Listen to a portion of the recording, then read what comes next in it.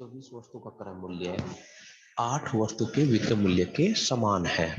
तो अब यहाँ पर हमें ये पता है कि 24 वस्तु का जो क्रय मूल्य इसके समान है, मीन्स बराबर है।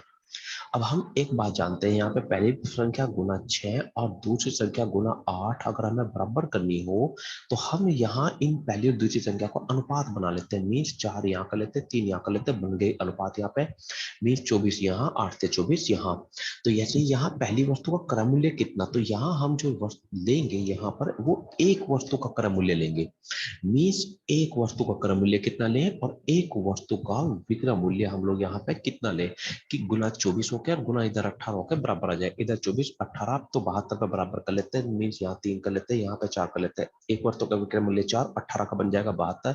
एक वस्तु का क्रय मूल्य 3 तो 24 का बन जाएगा 72। मीन्स बराबर आ गया।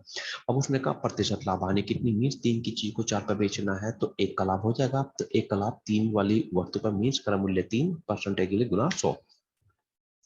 ऐसे 24 वस्तु का क्रय मूल्य है और 15 वस्तु के विक्रय मूल्य के समान है। तो इधर 24 इधर 15 तो 120 पर बराबर कर लेते हैं। तो 24 पंजे 120 और 15 अट्ठे 120। तो विक्रय मूल्य एक वस्तु का, तो हमेशा ध्यान रखना ये एक वस्तु का है ना कि 15 वस्तु का। ये क्रय मूल्य एक वस्तु का है।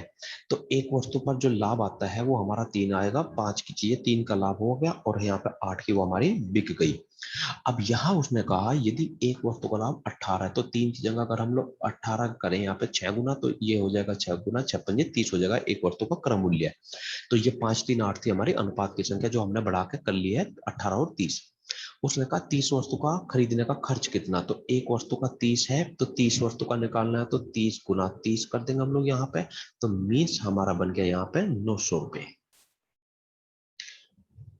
25 वस्तु बेचने पर, ये बात हमें यहाँ समझनी है, 25 वस्तु बेचने पर 5 वस्तु के विक्रय मूल्य के बराबर हानि होती है। ठीक है। अब यहाँ ये जो एक हमें यहाँ अनुपात बनाना, मीन्स विक्रय मूल्य और हानि के बीच में। तो 5 वस्तु का विक्रय मूल्य बनाना तो पहले एक वस्तु का ले लेते हैं हम लोग यहाँ पे। तो अब यहाँ हम लोग ले रहे हैं एक वस्तु का क्रय मूल्य, मान लेता हूं मैं यहाँ एक। तो ये मानना है मैंने यहाँ एक वस्तु का विक्रय मूल्य। तो 5 वस्तु का निकालना तो गुना 5, तो हानि आ गई अब हमारी यहाँ पे 5। अब कितनी वस्तु की, ये हमारी ये बात समझने आ कि हानि जो 5 रुपए है वो कितनी वस्तु की है। तो ये हानि या लाभ आया था, उसने कहा 25 वस्तु बेचने पर हानि होती है। वो किसके बराबर है, वो यहाँ 5 वस्तु के विक्रय मूल्य के बराबर है। तो इसका मतलब ये जो हानि आई है वो 25 वस्तु की हमारी आई है। तो 25 वस्तु की हानि हमारे पास में 5 रुपए आ गई। अब उसने कहा प्रतिशत लाभ हानि कितनी, तो प्रतिशत लाभ हानि के लिए अब यहाँ एक वस्तु की हानि है, एक वस्तु का विक्रय मूल्य, 25 वस्तु की हानि है, तो वस्तु की संख्या बराबर होनी चाहिए लाभ हानि निकालने के लिए। तो यहाँ हम 25 वस्तु की कर लेते हैं, यहाँ से 25 वस्तु की रेट। तो मीन्स 25 वस्तु का क्रय मूल्य बनाते हैं हम लोग और 25 वस्तु का विक्रय मूल्य बनाते हैं। अब विक्रय मूल्य एक वस्तु का हमारे पास पता है एक है, तो 25 वस्तु का विक्रय मूल्य बन जाएगा 25 रुपए। अब यहाँ जो लाभ हुआ है वो इन पर हानि हुई है वो टोटल 5 रुपए की हुई है। तो 5 रुपए की हानि हुई है तो इसका मतलब जो क्रय मूल्य वाली संख्या है वो हमारी 30 होनी चाहिए, क्योंकि 30 होगी, 5 की हानि हो गई तो 25 की वो हमारी फिर बिक गई यहाँ पे। तो अब उसने कहा प्रतिशत हानि कितनी, तो 5 का नुकसान हुआ है कितने के समान पर, 30 के नुकसान पर।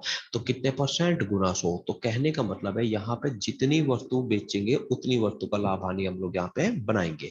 जैसे नेक्स्ट क्वेश्चन में देखते हैं, उसने कहा 50 वस्तु को 1325 में बेचने पर, तो हम लोग छोड़ देते हैं। तो 50 वस्तु बेचने पर, तो 50 वस्तु के रेट बनाते हैं, 1350 नहीं 25 नहीं लेंगे, ये रुपए में है, हम अनुपात में लेंगे कि 10 वस्तु के क्रय मूल्य के बराबर लाभ होता है। तो यहाँ एक वस्तु का क्रय मूल्य 1, तो लाभ आ गया हमारे यहाँ पास में यहाँ पे 10, क्योंकि 10 वस्तु का जो क्रय मूल्य बैठेगा वो 10 रुपए बैठेगा।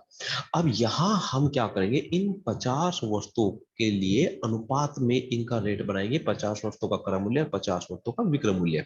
तो एक वस्तु का क्रय मूल्य जो हमने माना है ये एक वस्तु का आया है यहाँ पे, एक वस्तु का, और ये लाभ जो आया है वो आया है अपना यहाँ पे 50 वस्तु का लाभ होता है। अब एक वस्तु का क्रय मूल्य 1, तो 50 वस्तु का क्रय मूल्य हमारा 50 होगा, और लाभ कितना हुआ है वो हमारे पास यहाँ पे क्लियर हो गया, 10 का हुआ है। तो इसका मतलब बिकी कितने की है, वो हमारी वस्तु 60 रुपए की बिकी है। तो अब यहाँ पर उसने कहा प्रतिशत लाभ कितना, तो 10 का लाभ है कितने पे है हमारा 50 पे, तो 100 पे प्रतिशत का मतलब 100 पे कितने का 20% का लाभ आंसर। यहाँ का उसने 80 वस्तु बेचने पर 20 वस्तु के विक्रय मूल्य के बराबर हानि होती है, क्योंकि जब भी देखो हम बेचेंगे तो लाभ होगा या हानि होगी, तो यहाँ हानि हुई है। ये हानि कितनी वस्तु की आएगी, एक वस्तु के, दो वस्तु की, 80 वस्तु की हानि हुई है। अब ये हानि किसके बराबर है हमारी, कि अगर हम यहाँ 20 वस्तु का विक्रय मूल्य निकाल लेते हैं तो उसके बराबर आती है। तो एक वस्तु का विक्रय मूल्य हम लोग मान लेते हैं यहाँ, तो ये मान लिया मैंने यहाँ 1 रुपया मानना है, और वो एक वस्तु का मानना है यहाँ पे। तो 1 रुपये का विक्रय मूल्य है, एक वस्तु का विक्रय मूल्य 1 है, और वो हमारा, अब यहां से 20 वस्तु का विक्रय मूल्य बना, तो वो हमारा बन जाएगा 20। तो हानि आ गई 20 की। अब ये हानि कितनी वस्तु की आएगी हमारी, 80 वस्तु की आएगी। तो अब हम लोग यहाँ से 80 वस्तु का क्रय मूल्य देखेंगे, 80 वस्तु का विक्रय मूल्य और हानि बनाएंगे। तो 80 वस्तुओं की अगर हमें देखनी है, 80 वस्तुओं की लाभ हानि, तो यहाँ हानि तो हुई है 80 वस्तु में 20 की बराबर। अब खरीद कितने की और बिकी कितने की, तो हमें पता है कि एक वस्तु के खरीद क्रय मूल्य हमारा 1 रुपया है, तो 20 वस्तु का विक्रय मूल्य, सॉरी 80 वस्तु का, 80 वस्तु का जो विक्रय मूल्य बैठेगा वो बैठेगा हमारे पास में 80। तो इसका मतलब जो खरीद है वो हमारी 100 रुपए की होगी, 20 की हमारा नुकसान हुआ, 80 की वो हमारी बिकी, 80 वस्तु, क्योंकि एक वस्तु 1 की बिक्री है तो 80 वस्तु 80 की बिकेगी। तो हमारी यहाँ पे खरीदने वाले रेट बन गए। अगर वो पूछता है यहाँ से पूर्व इसमें प्रतिशत लाभ हानि, तो 20% क्या जाती, 20 का नुकसान हुआ 100 पे, तो आंसर आ जाता हमारे पास 20%। लेकिन उसने परसेंटेज में नहीं पूछा, उसने रुपए में पूछा इस बार। इन वस्तुओं की खरीद, इन वस्तुओं को 1500 रुपए में खरीदा। अब ये 100 हमारे, ये 100, 20 और 80 कौन सी संख्या है हमारी, अनुपात की। जो भी संख्या हम लोग मानेंगे ये अनुपात की संख्या बन जाएगी। तो हमारे खरीदने वाले संख्या है 100 इन वस्तुओं की, मीन्स 80 का 80, और बनानी कितनी है हमें रुपए में 1500, तो भाग कर देंगे, मीन्स 1500 बटे कर देंगे 100, इससे मिल जाएगी। अब हमें यहाँ पे गुना, मीन्स 15 गुना में मिल गया। उसने कहा इन वस्तुओं का विक्रय मूल्य कितना है, तो इन वस्तुओं का विक्रय मूल्य अनुपात में कितना है 80, तो 80 की गुना करेंगे तो 15 अट्ठे 120, तो बन जाएगा अब हमारे पास में यहाँ पे 1200 आंसर। राम ने 1500 रुपए में 30 किताब खरीदी, तो खरीदी गई वस्तु किताबें हैं 30, और खरीदी है वो 1500 रुपए में है। इन्हें बेचने पर, तो इसका मतलब 30 खरीदी तो 30 ही बेची जाएगी, तो यहाँ पे बात हो रही है 30 वस्तुओं की, 30 किताब की, इन्हें बेचने पर। 5 वस्तु के जब इन 30 किताब बेचेंगे तो जो लाभ हानि निकल कर आएगी वो 30 किताबों के आगे, तो जो आता है 5 वस्तु के विक्रय मूल्य के बराबर लाभ आता है। तो अब एक वस्तु का विक्रय मूल्य 1 रुपए ले लिया, तो लाभ आ गया हमारे पास में 5 रुपए। अब 30 वस्तुओं का हम लोग क्या करते हैं, कितने की खरीदी है कितने का लाभ हानि, इन पर 30 वस्तु पर कितने की बिकी, मीन्स अनुपात में ये सारी संख्या बनाते हैं। अब खरीदी कितने की वो तो संख्या हमारे पास नहीं है, क्योंकि विक्रय मूल्य बना है या लाभ बना है, तो मीन्स इन दो का अनुपात बना है। तो हमेशा ध्यान रखें, एक चीज रखेंगे, मीन्स क्रय मूल्य, लाभ कह दो या हानि कह दो, बराबर विक्रय मूल्य। ये तीन संख्या है हमारी, जिसे क्रय मूल्य को हम लोग प्रारंभिक संख्या भी कहते हैं, लाभ हानि को वृद्धि कमी, और विक्रय मूल्य को हम लोग नई संख्या बोल देते हैं। अब ये बात ध्यान रखनी है कि वो इनमें से अगर हमारे पास कोई सी भी दो संख्या हमारे पास है तो तीसरी संख्या निकल जाएगी। जैसे हमारे पास में क्रय मूल्य 50 है, 8 का लाभ हुआ तो बिकेगी 58 की बिकेगी। तो मीन्स तीन दो संख्याओं में से पहली संख्या, दूसरी संख्या और तीसरी संख्या, इन तीनों में से कोई सी भी दो संख्या है तो तीसरी संख्या अपने आप बन जाएगी, चाहे वो कोई सी भी दो हो हमारे पास में। तो जैसे हम लोग कहते हैं कि 20 रुपए का नुकसान हुआ है, 60 की बिकी है, तो इसका मतलब खरीदी गई कितने की होगी, वो हमारी 80 की। तो मीन दो संख्या पता होने पर तीसरी संख्या हमारी बन जाएगी। अब हमारे पास यहाँ विक्रय मूल्य पता है, हमारे पास लाभ का पता है, तो इसका मतलब क्या है, हमारे पास में क्रय मूल्य बन जाएगा। अब जरा इन 30 किताबों का लेते हैं यहाँ पे, तो यहाँ पे लाभ हुआ है तो क्या होगा, प्लस होगा। लाभ कितने का है, 5 का, तो 30 किताबों का जो लाभ है वो 5 रुपए है। अब ये बिकी कितने की, एक किताब 1 की बिकी है, तो 30 किताब बिकेंगी हमारी वो 30 की। तो इसका मतलब हमारी जो खरीद होनी चाहिए इन किताबों के अनुपात के हिसाब से वो 25 होनी चाहिए यहाँ पे।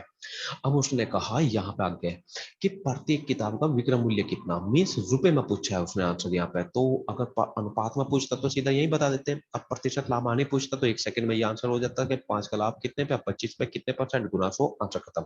लेकिन अनुपात नहीं पूछा उसने, उसने पूछा रुपए में। तो अब ये तीनों संख्या हमारी बनती है यहाँ अनुपात की संख्या, ये अनुपात की संख्या है। क्रय मूल्य भी है, लाभ हानि भी है और विक्रय मूल्य भी है।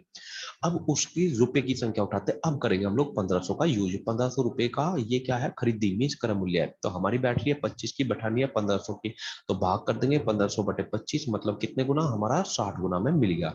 अब उसने कहा प्रत्येक वस्तु का विक्रय मूल्य मीन्स एक वस्तु का। अब ये 30 विक्रय मूल्य, तो 30 किताबों का, अब हमें चाहिए एक का, तो एक का हमें पता विक्रय मूल्य एक है, तो गुना एक करेंगे तो आंसर कितना, 60। 1800 रुपए में 50 किताब बेचने पर, तो 1800 रुपए विक्रय मूल्य बन गया 50 किताबों का। तो 50 किताब बेचते हैं तो लाभ हानि उसी की आएगी।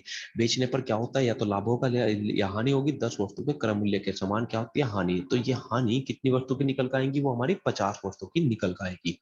अब कितनी आएगी हानि निकल के, वो समान है 10 वस्तु के क्रय मूल्य। तो एक वस्तु का क्रय मूल्य हम लोग एक मानेंगे, तो इस बार क्रय मूल्य दिया का अनुपात है, या यहाँ क्रय मूल्य दिया हानि दिया, तो अनुपात क्रय मूल्य और हानि का ही आएगा। तो जब दो चीजें दे रखी हो हमारे पास में, तो तीसरी चीज विक्रय मूल्य अपना आप जोड़ घटा करके बनी जाती है हमारे पास में यहाँ पे।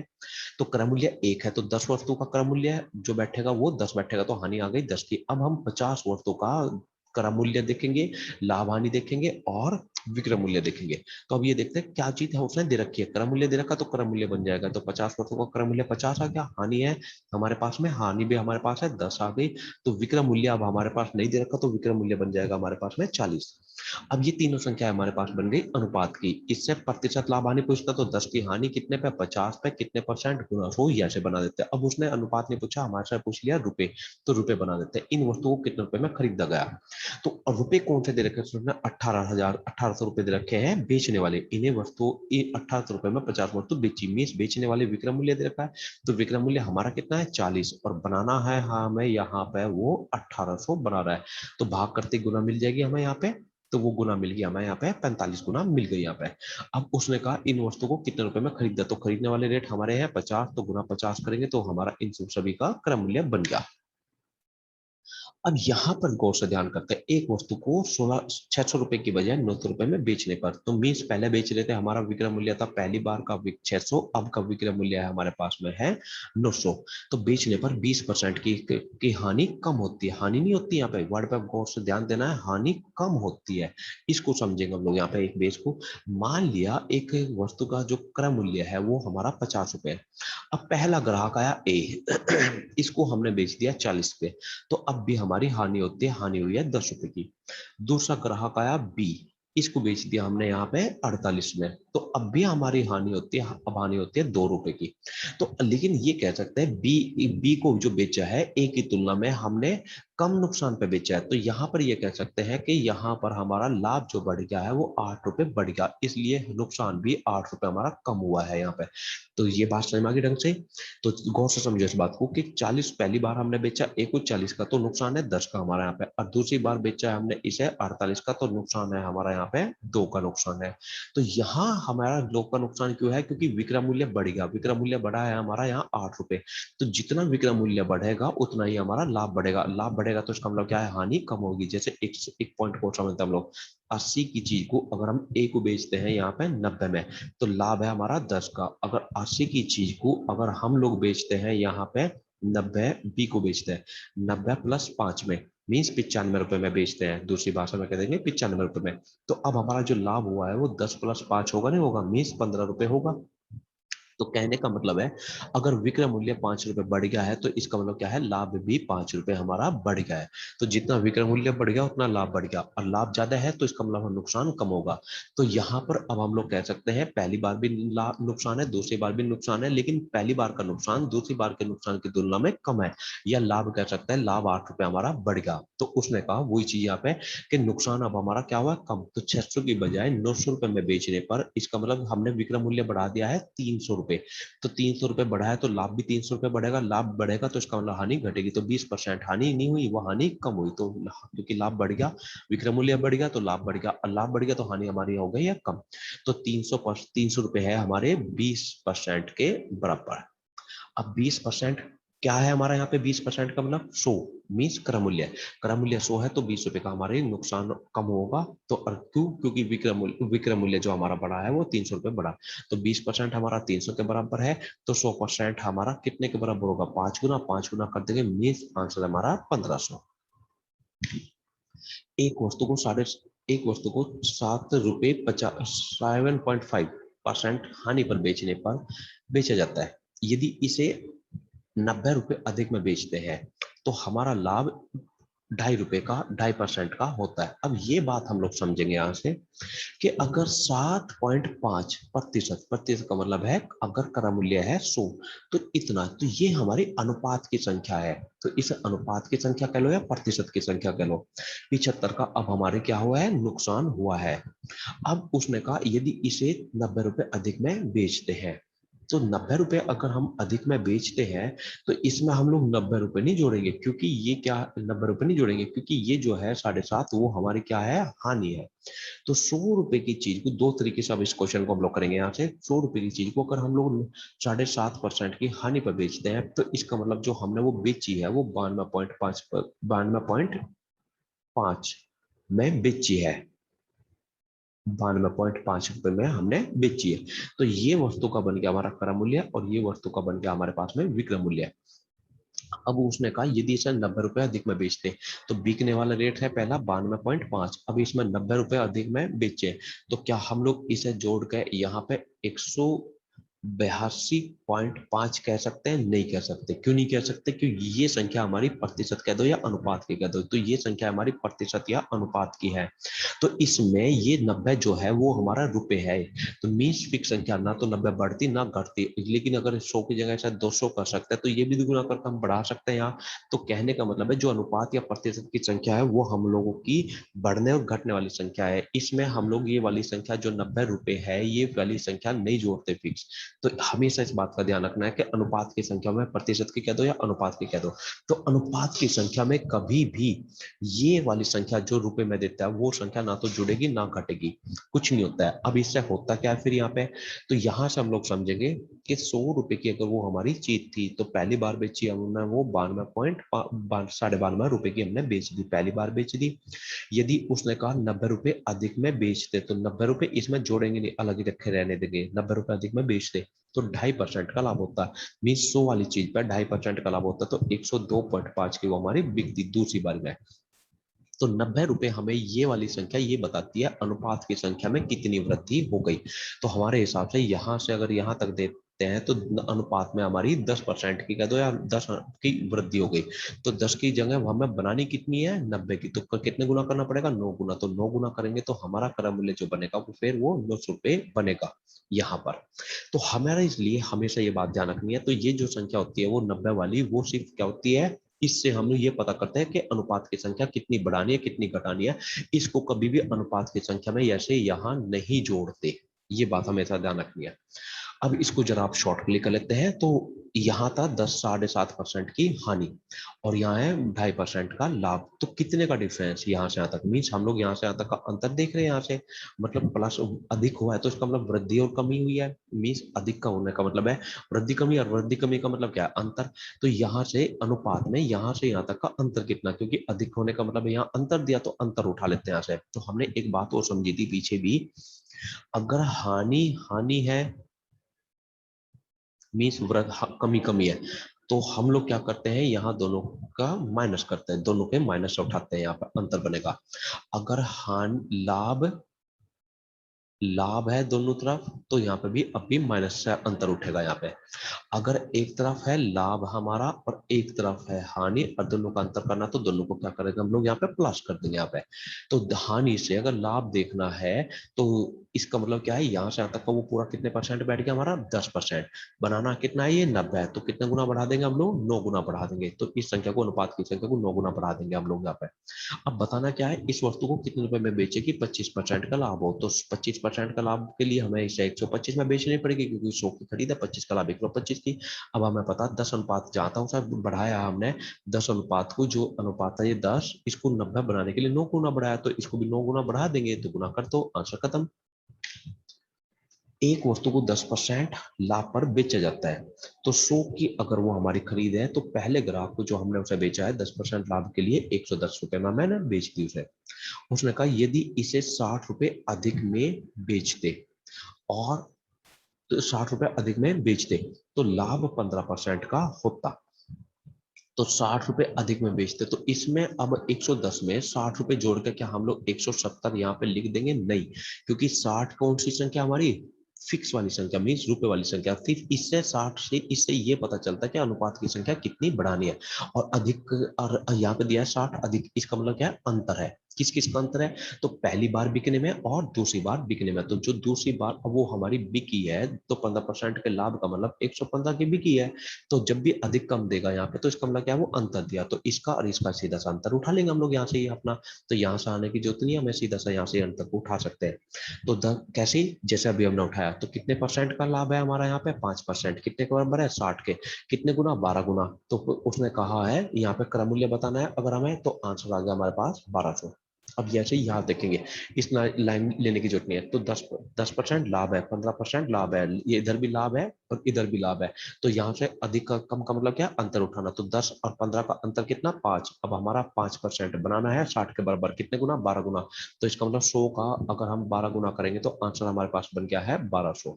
तो हमारी वस्तु की जो क्रय मूल्य है उसका 12%, 12 गुना कर दिया हमने, यहाँ पे 1200 बन गया। तो अब हमारी खरीद है 1200 की। उसने कहा इस वस्तु को 1350 में बेचेंगे। तो 1200 की चीज को 1350 में बेचेंगे तो 150 का हमारा लाभ हो जाएगा। कितने वाली वस्तु पे? 1200 वाली पर। कितने परसेंट? गुना 100।